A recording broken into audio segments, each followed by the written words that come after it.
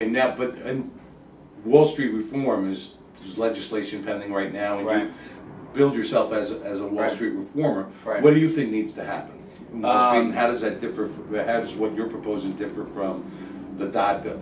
So, a couple of things. I do believe that Wall Street needs to be reformed. The fact of the matter is that financial innovation has happened more quickly than the regulatory laws have been able to keep up with it. So there is a natural evolution where you need to, adjust the guardrails to make sure that nothing about our credit creation system crashes the entire economy. And America's history, you being a history buff as well, you go back, the history of bank failures leading to horrible depressions in America, happened much more frequently than it should have. And right. so we have to prevent a breakdown of the banking system.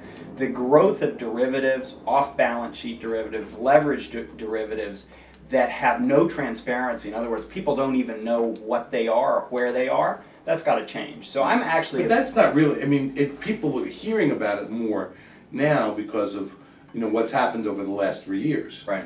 But derivatives, when I was working on Sure. Wall Street in the early 80s, we were figuring out interest rate swaps at the time with that kind of stuff was Right. just going on. But my point is clearing them through an exchange where the transaction is visible to market participants, right. and that asset or liability is also visible to all participants, will reduce risk because it will increase knowledge in the marketplace. One of the reasons Lehman Brothers failed is because they had all these hidden off-balance sheet liabilities that nobody really knew about until it was too late.